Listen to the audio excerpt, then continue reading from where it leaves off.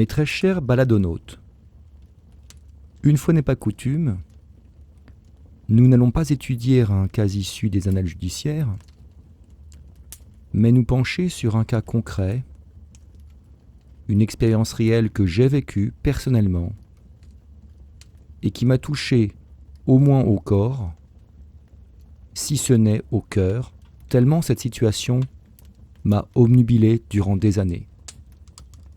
Oui, je le précise, durant des années.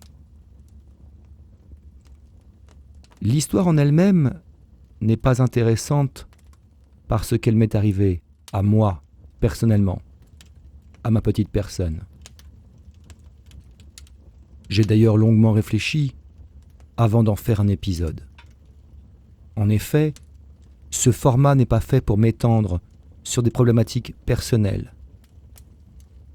Malheureusement, les erreurs que j'ai commises sont assez communes et les leçons que j'en ai tirées peuvent nous bénéficier à tous. À travers cette histoire, ou plutôt cette mésaventure, ce n'est donc pas tant ce qui m'est arrivé qui compte, mais les leçons que nous pouvons en tirer collectivement afin de nous améliorer petit à petit. Cependant, ce changement d'attitude n'induit pas pour autant un changement des règles de fonctionnement. Ainsi donc, comme à l'accoutumée, vous devrez suivre attentivement le déroulement des événements, garder en mémoire les détails, les éléments de preuve, avant d'en tirer les conclusions. Et lorsque je vous demanderai de vous prononcer, nous verrons si vous aurez été assez attentif pour lever le mystère par vous-même. Car oui, il y a un mystère. Ce mystère qui m'a obnubilé durant tout ce temps. Le même mystère. Et, comme à l'accoutumée, il n'y aura pas de tricherie, aucun effet de manche. Tout vous sera exposé dans les moindres détails, du début jusqu'à la fin. Ce qui deviendra ma mésaventure commence donc de façon très banale, très bénigne même, presque invisible, anecdotique. Mais si le diable se cache dans les détails, il se dissimule aussi dans les anecdotes. L'histoire commence donc simplement. J'ai une peau sensible. Oui, j'avais prévenu. C'est d'une banalité affligeante. Mais ne partez pas. Attendez encore un peu. J'ai une peau sensible qui a tendance à sécher rapidement. La faute aux produits d'hygiène modernes trop agressifs. Sitôt que j'utilise le mauvais savon, la mauvaise crème hydratante, ma peau sèche.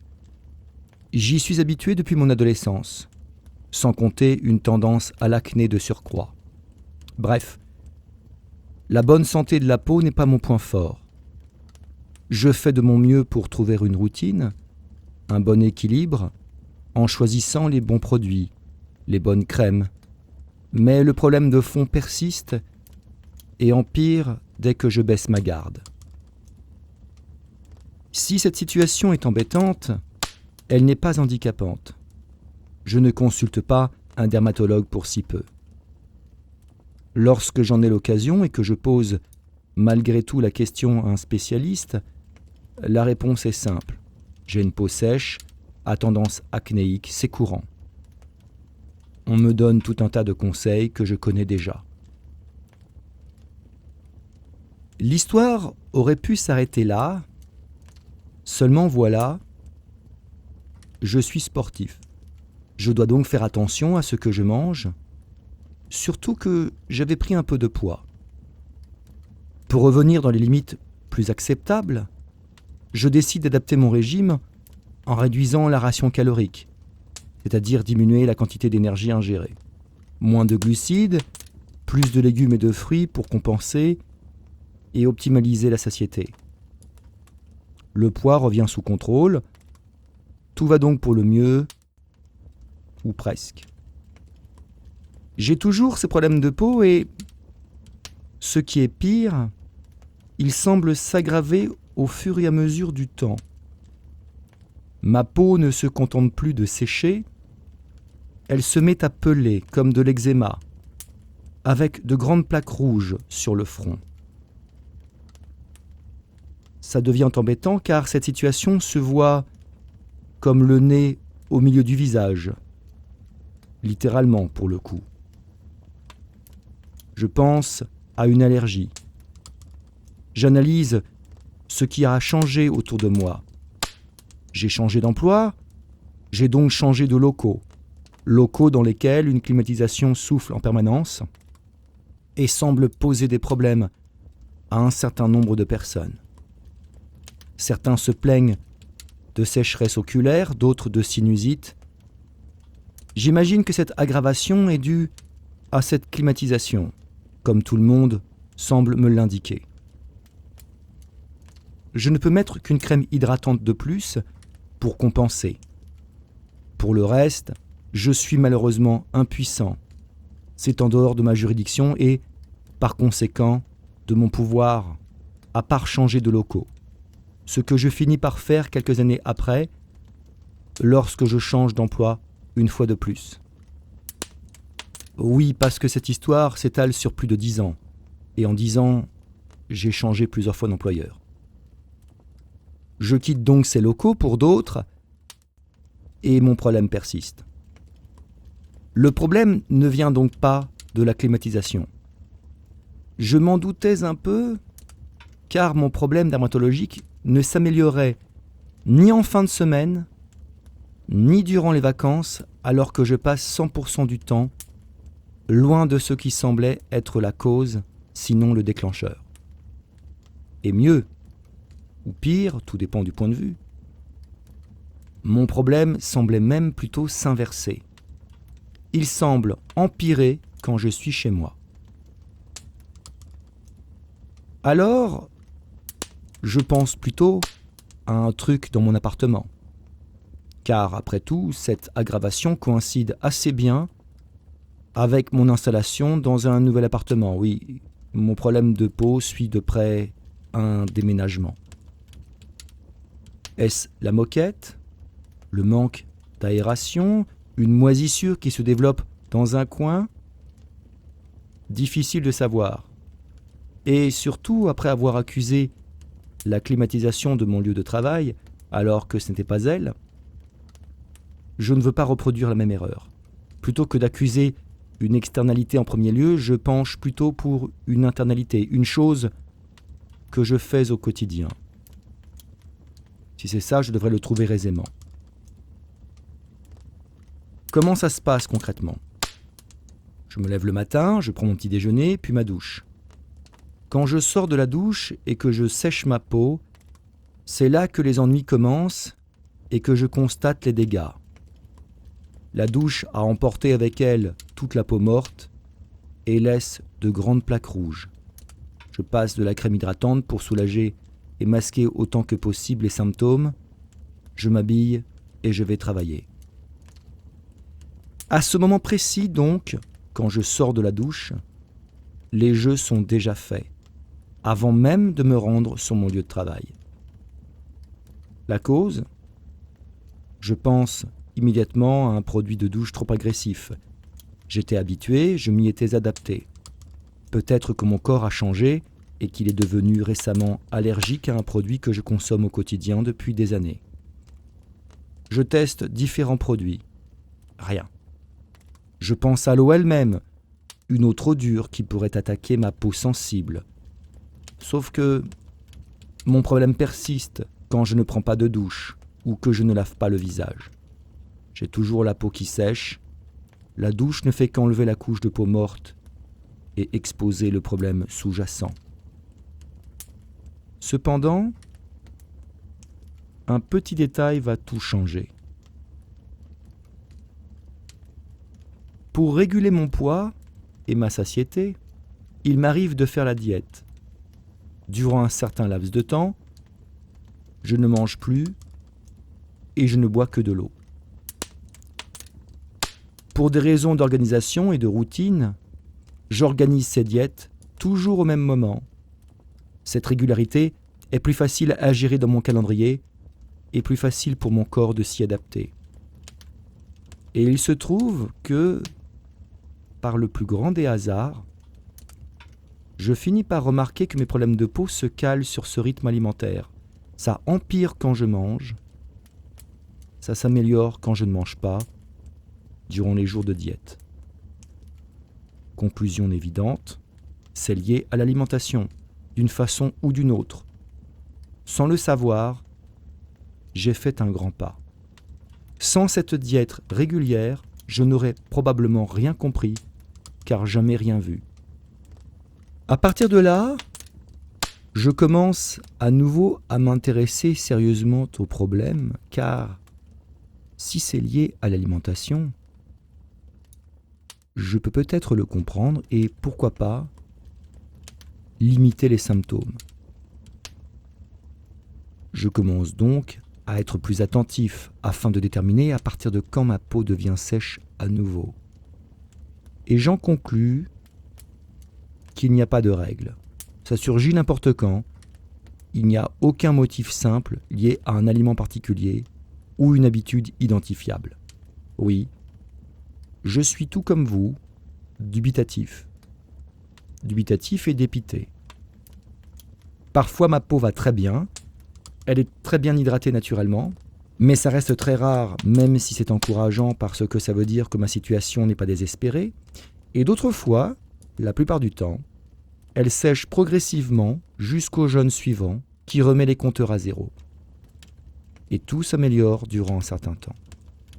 Seule certitude, il faut 48 heures au maximum pour passer d'un état à un autre, dans un sens ou dans l'autre. Tout se joue donc durant ce laps de temps, toujours lié à l'alimentation. Bonne nouvelle, 48 heures, c'est très rapide.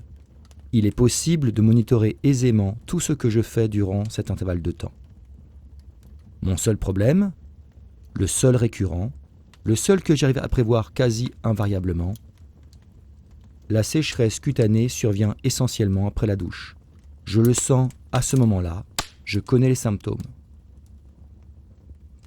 Comme j'ai déjà éliminé les produits détergents, j'en reviens à mon activité générale. Rappelez-vous, je me lève le matin, je prends mon petit déjeuner, puis ma douche. 3 actions, se lever, manger et prendre la douche. Je mange juste avant de prendre la douche.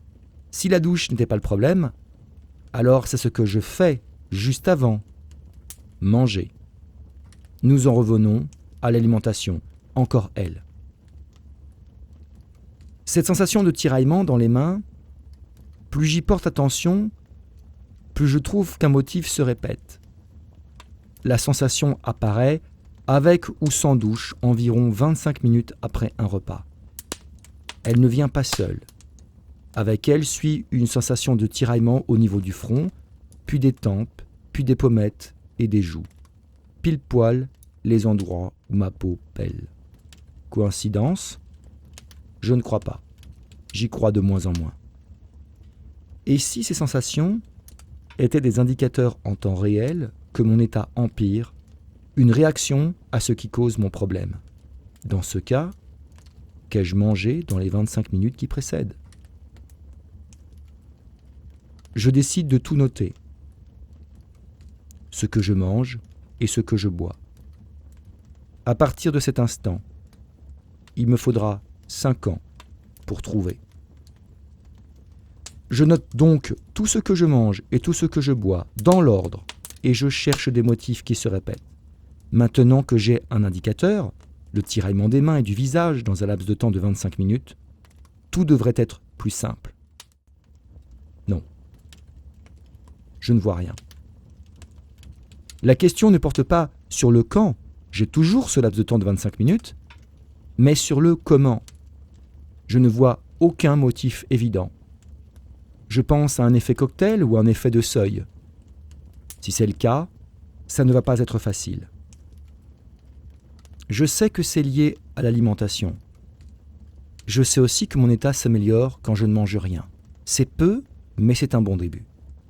Alors, il faut faire les choses étape par étape. En identifiant, par exemple, des aliments qui ne me rendent pas malade, quelle que soit la quantité ingérée. Je vais commencer par simple. Je décide donc le régime blanc de poulet plus riz blanc. Me voici donc, pendant une semaine, à manger du blanc de poulet accompagné de riz blanc, matin, midi et soir. Premier résultat, tout va bien. Ma peau revient à un état normal, élastique et hydraté. Je suis rassuré. Cette peau qui sèche n'est donc pas mon état normal. Ma peau n'est pas sèche par nature, elle devient sèche, parce que quelque chose l'y contraint. Je valide donc l'hypothèse de l'alimentation et pour la première fois, j'ai l'espoir de m'en sortir. Mon problème n'est pas une peau naturellement sèche à tendance acnéique. Non. Il est lié à une vraie cause cachée dans mon environnement proche, quelque chose que je porte à ma bouche et que j'ingère. À partir de mon régime blanc de poulet plus riz blanc, j'introduis progressivement d'autres aliments afin de voir ce qui se passe. Et rapidement, le chaos revient. Rien n'a de sens. Tout se passe bien jusqu'au moment où tout bascule. Je ne vais pas manger du poulet et du riz pour le restant de mes jours. Si je ne trouve pas de motif évident, je note toutefois quelque chose d'intéressant. Plus je mange de fruits et de légumes, plus mon état empire. Et c'est là que je comprends pourquoi mon état a empiré ces dernières années. En changeant mon régime alimentaire pour perdre du poids, j'ai changé mon alimentation pour l'enrichir en fruits et en légumes. Tout s'explique. Le point commun à tout était là. Donc c'est lié aux fruits et aux légumes, d'une façon ou d'une autre, au moins en grande partie. Je supprime les fruits pour ne garder que les légumes, ça ne change rien. Quels légumes ? Les choux par exemple. La plupart des choux, je cherche ce qui est commun aux choux. Je pense à une allergie aux crucifères ou aux brassicacées, brocolis, choux, chinois, de Bruxelles, frisés, laitue, marin, rouge, chou-fleur, chou-rave, choucroute, cresson, moutarde, navet, radis, noir ou chinois, raifort, roquette, rutabaga. Ça correspond assez. Mon corps réagit à la plupart de ces aliments. Oui, il réagit, mais à d'autres aussi qui ne font pas partie de la liste. Le melon, le chocolat, la tomate, la carotte, les endives. Donc ce n'est pas ça. Je pourrais être allergique à plusieurs choses à la fois. C'est possible, mais peu probable. Le rasoir d'Occam reste mon allié pour l'instant. Je réagis essentiellement quand je mange des fruits et des légumes. Serait-il possible que je sois allergique à une vitamine ? Selon mes recherches, c'est peu probable. C'est très rare et les vitamines améliorent l'état de santé des gens, pas l'inverse. Les allergies aux vitamines ont généralement des symptômes assez violents, notamment des œdèmes, des gonflements. Je n'ai rien de tout ça. Mes symptômes se limitent à la peau sèche, une sorte d'eczéma. Je n'ai pas de plaques de boutons. Lorsque j'ai des boutons, ils sont dispersés sur le front et nulle part ailleurs. Non, rien ne correspond. C'est justement parce que les réactions sont lentes et sans gravité que j'ai du mal à trouver la cause de mon problème. Mais je teste toutefois les hypothèses. Les vitamines. C, D, E, A, K. A est un bon candidat car je réagis assez mal aux carottes. La vitamine A ou un précurseur ? Je teste en prenant des comprimés, mais non. De plus, certains aliments qui ne contiennent pas de vitamine A font pourtant partie de ma liste des aliments à éviter. Et je ne suis ni allergique au beurre, ni au lait. La vitamine C est très présente dans les fruits et les légumes ? Oui, c'est un bon candidat.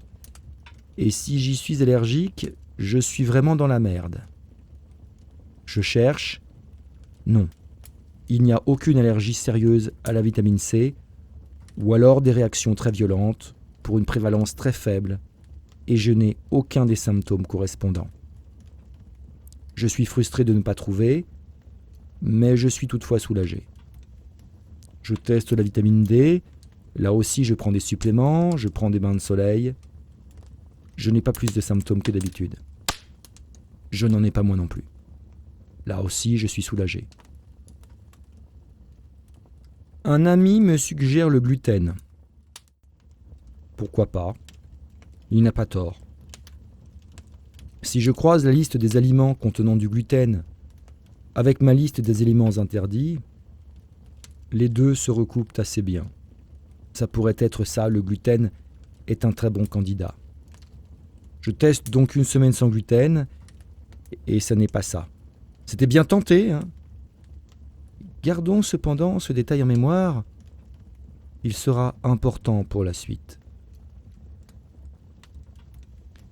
L'autre côté positif, à force de noter ce qui me rend malade, je trouve ce que je peux manger et ce que je ne peux pas. Donc j'arrive progressivement à éliminer ce qui est toxique et je garde mes symptômes sous contrôle, sans toutefois comprendre exactement pourquoi. C'est un avantage et un inconvénient. Comme j'améliore ma condition, j'ai beaucoup plus de mal à identifier les points de bascule car je suis de moins en moins en contact avec lesquels je réagis violemment. Il ne reste que des aliments pour lesquels les symptômes sont difficiles à identifier immédiatement et au lieu de 25 minutes, il me faut plusieurs heures avant de noter une différence.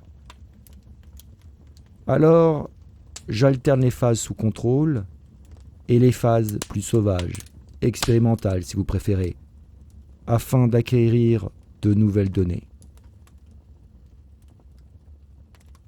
Comme je n'arrive pas à trouver, que je tourne en rond et que je commence à désespérer, j'envisage de demander de l'aide à un spécialiste. Je sais que c'est lié à l'alimentation. Ça ressemble donc à une allergie. Qui de mieux qu'un allergologue pour m'aider? C'est son métier. Je prends donc rendez-vous. Le spécialiste m'interroge sur mes symptômes, leur localisation. Il ne lui faut pas plus de 5 minutes pour me faire une proposition. Dermite séboréique. Une maladie assez courante. Qu'est-ce que la dermite séboréique? Nous avons des micro-organismes qui vivent à la surface de la peau. Parfois, le corps développe des allergies à certains de ces micro-organismes. Dans le cas de la dermite séboréique, les micro-organismes en question vivent sur les endroits les plus gras de la peau, soit le front, les ailes du nez et les joues. Ça ne vous rappelle rien? Ça correspond parfaitement, n'est-ce pas? Nous faisons des tests pour voir s'il n'y a aucune autre allergie. Ajoutons cela à une prise de sang. Tout va bien. Je ne suis allergique à rien de connu dans l'univers du commun des mortels. C'est déjà un bon début. Je rentre chez moi avec un traitement à suivre durant 2 mois, à base de corticostéroïdes. Si mon état s'améliore, il revient à la normale dès que je cesse le traitement. Mon problème sous-jacent est toujours là, toujours lié à mon alimentation. Il y a quand même un truc qui me chagrine. Oui, au point où j'en suis, je commence à avoir l'esprit chagrin de ne pas pouvoir expliquer ce que j'ai pourtant sous les yeux. Qu'est-ce qui me chagrine? Le thé. Le thé me donne également la peau sèche. Le thé noir surtout, que je bois très fort. Il est si noir qu'on dirait du café. Le thé me donne la peau sèche, avec ou sans miel, avec ou sans sucre. Et le thé vert aussi. Qu'y a-t-il dans le thé pour me donner la peau sèche? Ce n'est qu'une infusion ou une décoction de feuilles d'un arbuste, autant dire majoritairement de la flotte. Gardons cependant ce détail en mémoire, il sera important pour la suite. Il est d'ailleurs important parce qu'il est le seul qui ne correspond pas à un aliment en tant que tel. On ne vit pas d'amour et de thé frais. Et cette particularité est si étrange qu'elle attire mon attention. Qu'y a-t-il donc dans le thé pour me donner la peau sèche? je cherche. Le thé est pourtant réputé pour résoudre des problèmes plutôt que d'en donner. Il contient des antioxydants, comme le cacao et les fruits rouges. Fruits rouges qui font partie de la liste. Serais-je allergique à un antioxydant ? Je teste et je vérifie dans la littérature. Rien de probant, rien d'évident. L'allergie à un antioxydant est aussi rare qu'elle est généralement violente. Œdème, urticaire, gonflement, le truc habituel. Le rasoir d'Occam reste mon allié. Pour combien de temps encore ? Je commence à douter. Et puis, les antioxydants dans le thé, oui, il y en a, mais pas des masses. Pour que le thé apporte assez d'antioxydants pour avoir des effets mesurables sur le corps humain, il faut en boire une bassine. Pire, ou mieux, ça dépend du point de vue, je ne réagis pas à certains aliments qui contiennent pourtant plus d'antioxydants que le thé. Si je bois un breuvage au cacao, je charge une quantité astronomique d'antioxydants dans mon corps et je n'ai pourtant aucun symptôme. Donc ce n'est pas ça. Que reste-t-il ? À ce moment de l'histoire, je peux vous l'avouer, nous avons tous les éléments pour trouver. Pour vous aider, j'ai même disposé les indices qui devraient vous permettre de trouver par vous-même parce que nous avons exposé les hypothèses les plus probables, comme certaines relativement improbables d'ailleurs. Et selon la même logique, il en reste une, la toute dernière, la seule et l'unique. Alors, avez-vous une idée ?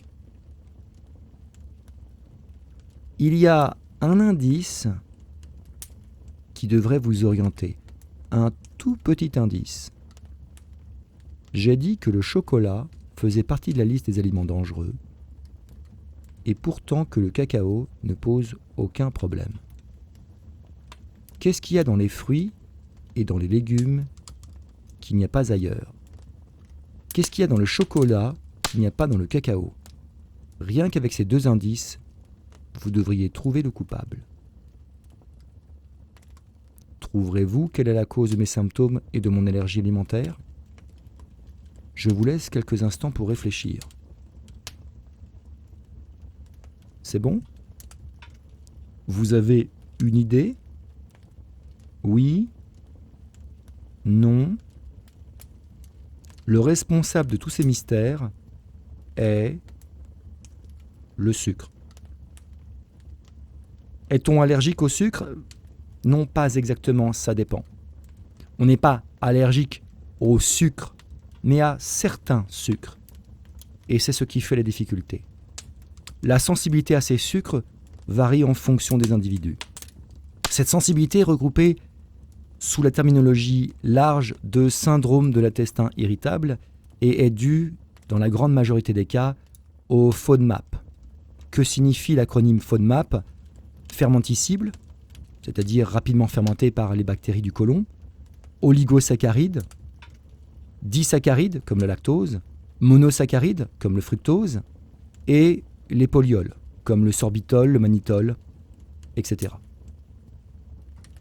C'est pour cette raison que mon allergie n'avait pas de sens, parce qu'elle dépend de ma sensibilité relative à chacun de ces sucres. Par exemple, si la majeure partie des gens qui sont atteints de ce syndrome sont sensibles au lactose, ce n'est pas mon cas. Je digère très bien le lactose. Si j'avais été allergique, depuis le temps que je bois du lait, je l'aurais su. En revanche, le saccharose ne fait pas partie de la liste. Pourquoi ? Parce que le saccharose se décompose en glucose et en fructose. Ce dernier fait partie de la liste.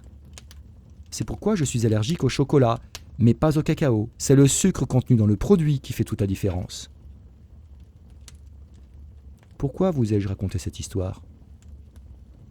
Pas pour venir me plaindre. Ce n'est pas le but, et simplement pour partager un ensemble de leçons. Tout d'abord, mon cas n'est pas unique. Il est même assez répandu. On estime entre 10 et 30% de la population, en fonction des zones géographiques, qui aurait cette sensibilité.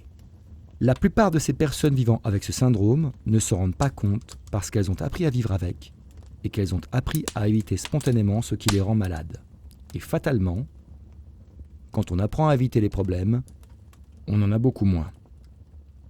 Et, tenez-vous bien, la plupart des aliments contenant du gluten contiennent aussi des FODMAP, ce qui explique que la plupart des gens qui ont une intolérance au gluten, mais qui n'ont pas la maladie de cœliaque, sont très probablement des individus qui sont atteints du même syndrome que moi, sans le savoir, et qui ont attribué la mauvaise cause à leur état.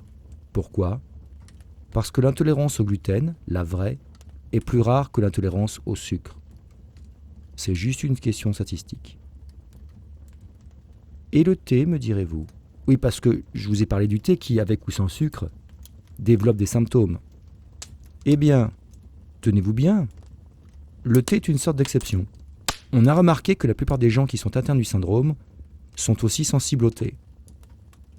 Ok, me direz-vous. Mais quel est alors le lien entre le syndrome de l'intestin irritable qui, comme son nom l'indique, se situe au niveau des intestins, et la dermite séborréique qui, comme son nom l'indique également, c'est fou comme les appellations sont bien faites, se situe au niveau de la peau. Comment les deux sont-ils liés alors qu'ils sont indépendants, le second étant lié à des micro-organismes vivant sur la peau ? Telle est la question.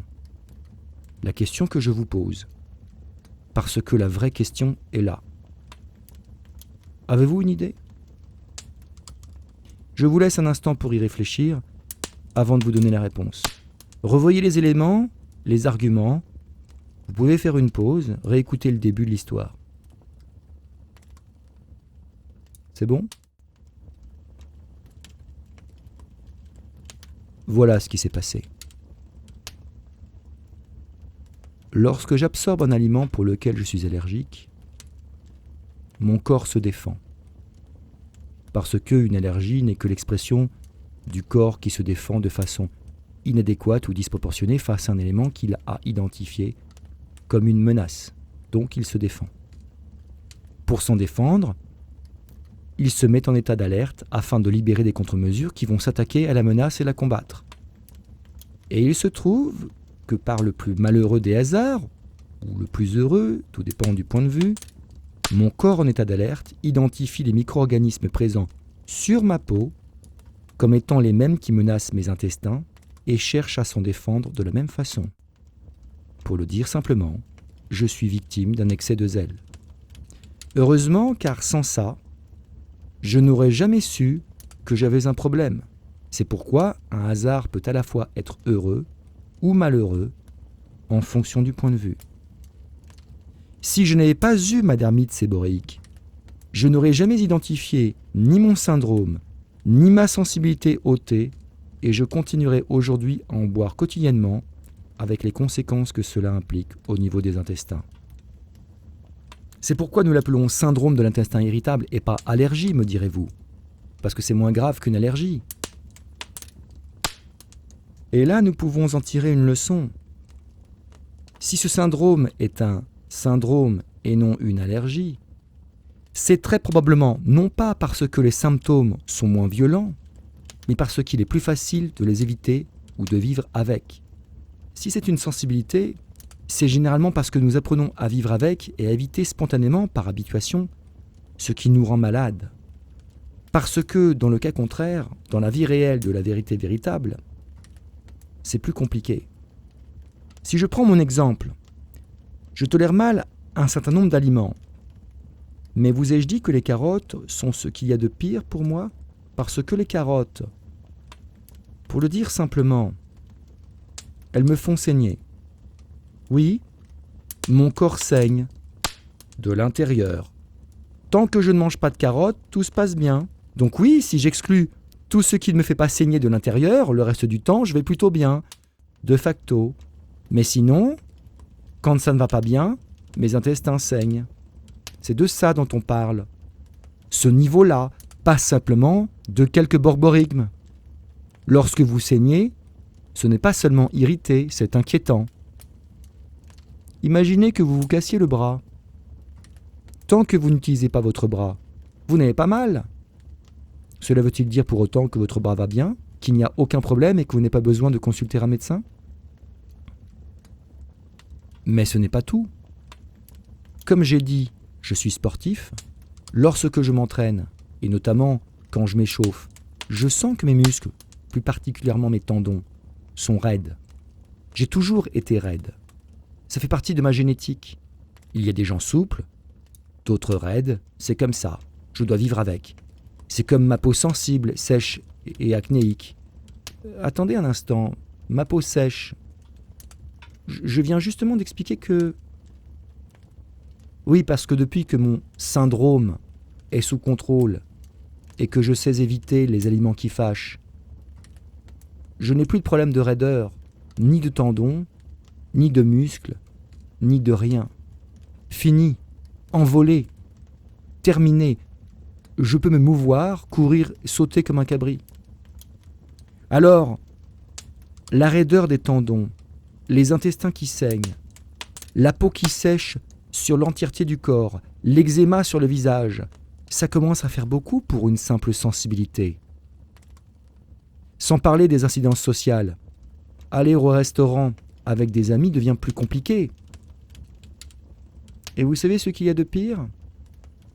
Si vous avez des amis véganes. Pour trouver un terrain d'entente, ça risque d'être assez compliqué. Entre celui qui doit limiter au mieux les fruits et les légumes, parce que ça le rend malade, et celui qui ne peut que manger des fruits et des légumes, parce que... Pourquoi pas ? Il est certain qu'on frôle de très près l'incompatibilité de caractère ou, à minima, de style de vie. Oui, parce que la cuisine, j'ai parlé du restaurant, mais je n'ai pas parlé des produits transformés issus de l'industrie agroalimentaire. Il y a du sucre partout, que ce soit dans les soupes, les cubes de bouillon, dans la sauce tomate, les conserves de petits pois, ou les pots de cornichons au vinaigre, les glaces, les gâteaux, mais aussi la plupart des pains, les viennoiseries, les saucisses, les jambons. La quasi-totalité des produits contiennent un sucre faisant partie de la liste interdite. La conséquence est inévitable. Il faut apprendre à faire la cuisine à partir de produits frais, simples et naturels.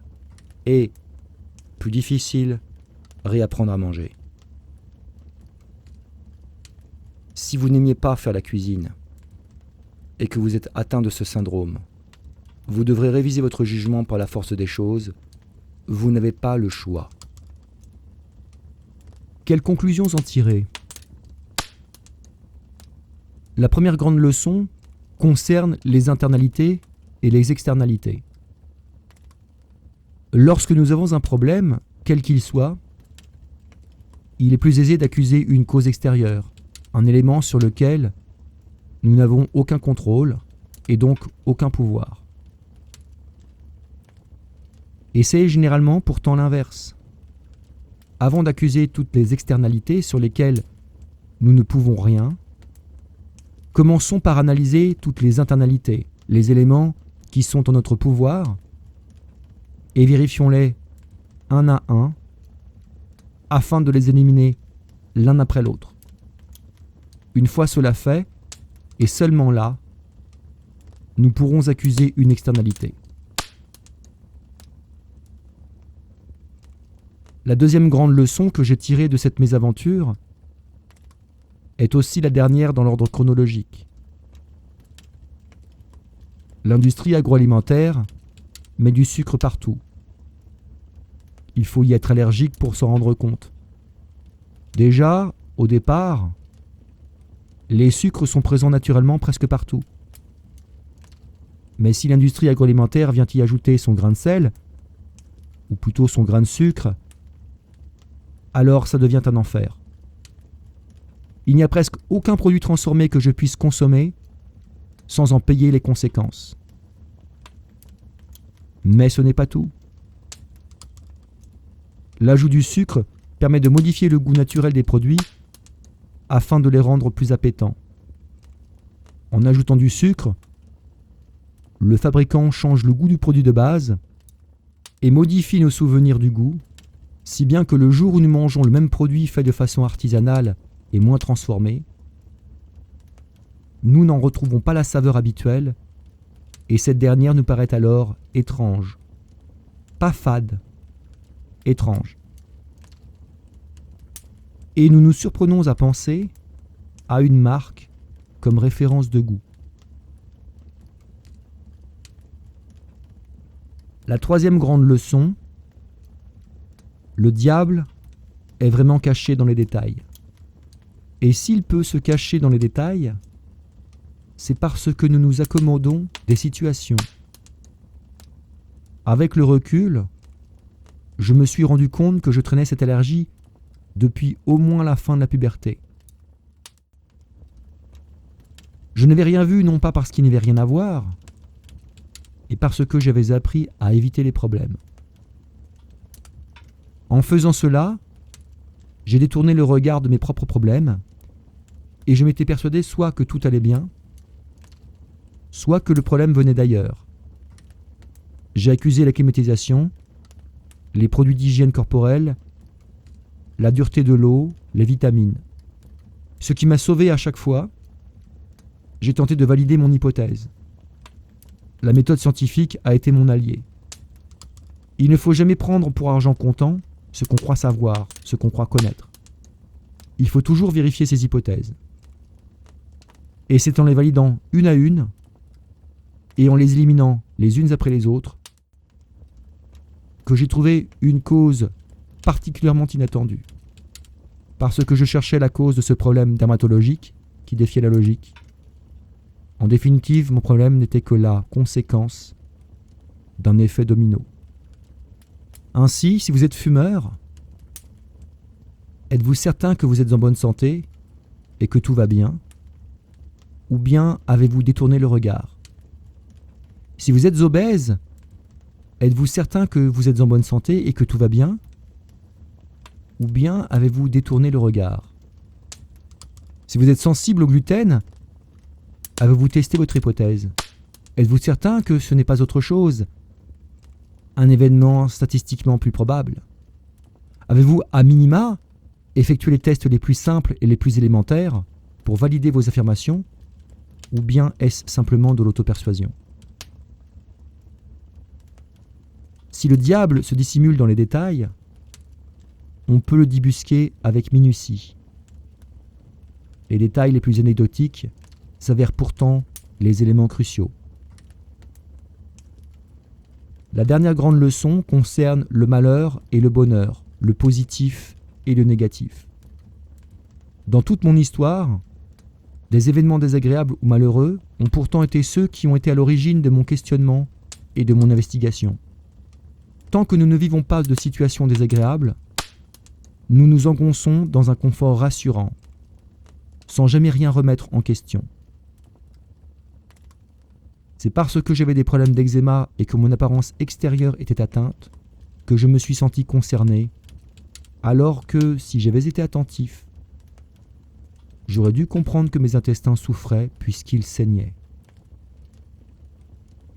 Parce que j'étais forcé de porter attention à un problème qui m'a littéralement sauté au visage, j'ai fini par comprendre que cette situation n'était que la partie visible d'un iceberg, les derniers éléments visibles d'un effet domino. À chaque fois que j'ai constaté un nouveau symptôme, incidence pourtant négative par nature, c'est ce qui m'a permis d'avancer toujours plus vers la compréhension et la vérité. Sans ces symptômes visibles, je n'aurais jamais trouvé.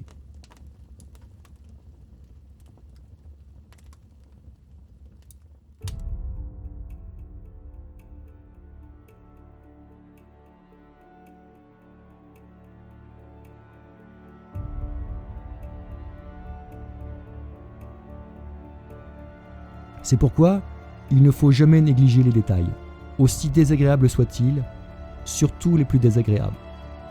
Ils sont une chance, une bénédiction pour trouver la sortie du tunnel.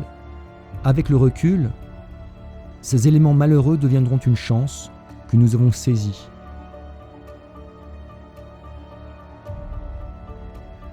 De façon plus large, et très bien documentée dans la littérature scientifique, le bonheur tient là, dans notre capacité à transformer les situations malheureuses en événements positifs.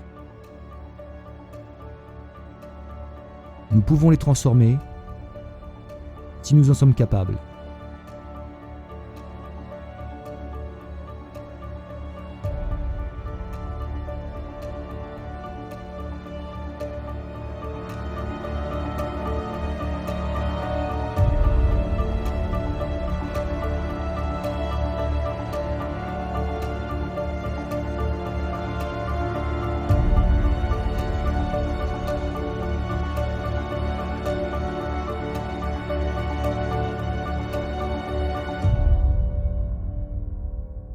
Mais ceci est une autre histoire.